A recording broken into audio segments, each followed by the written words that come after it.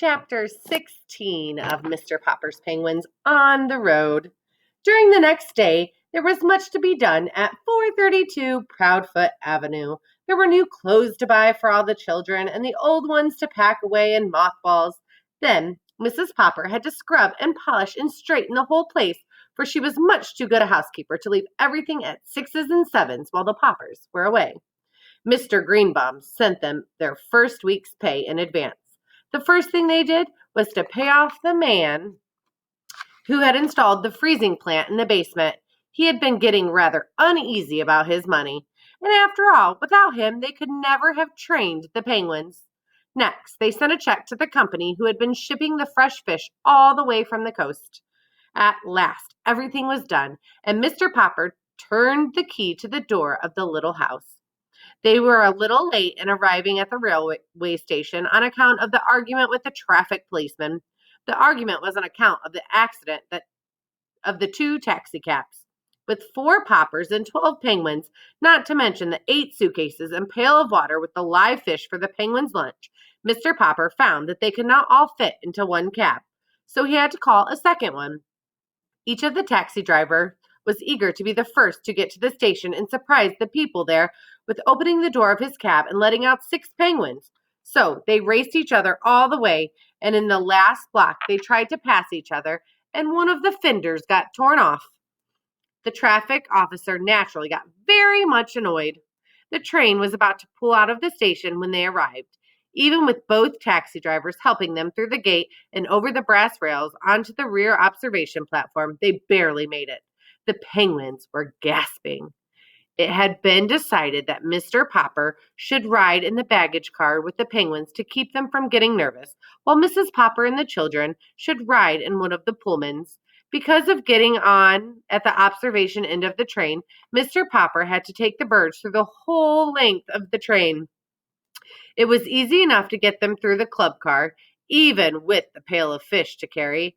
In the sleeping cars, however, where the porter was already making up some of the berths, there was trouble. The porter ladders offered too much temptation to the penguins. There were a dozen happy orks from the dozen ecstatic beaks. Popper's performing penguins, completely forgetting their discipline, fought to climb the ladders and to get to the upper berths. The berths, I'm guessing, are the beds. If you look here, I used my context clues to help me figure that out. There's a lower berth and an upper berth. Good. Poor Mr. Popper. One lady screamed that she was going to get off the train, whether it was going 90 miles an hour or not.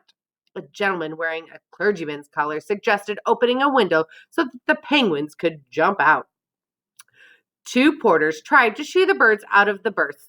Finally, the conductor and the brakeman with the lantern came to the rescue. It was quite a while before Mr. Popper got his pet safely to the baggage car. Mrs. Popper worried a little at the start over an idea of having Janie and Bill miss 10 weeks of school while they were on the road, though the children did not seem to mind. "And you must remember, my love," said Mr. Popper, who had never been out of Stillwater in spite of his dreams of distant countries, "that travel is very broadening." From the start, the penguins were a riotous success.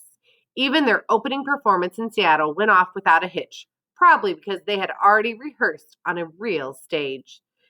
It was here that the penguins added a little novelty number of their own to the program. They were the first thing on the bill. When they finished the regular act, the audience went wild. They clapped and stamped and roared for more of Popper's performing penguins. Janie and Bill helped their father herd the penguins off the stage so that the next act could go on. The next act was a tightrope walker named Monsieur Duval. The trouble was that instead of watching him from the wings as they should have done, the penguins got interested and walked out on the stage again to watch him more closely. Unfortunately, at this moment, Monsieur Duval was doing a very difficult dance on the wire overhead.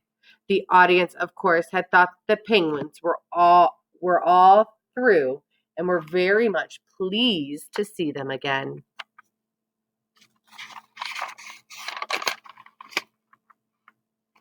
and line up with their backs to the audience and look at Monsieur Duval dancing so carefully on the wire high above them.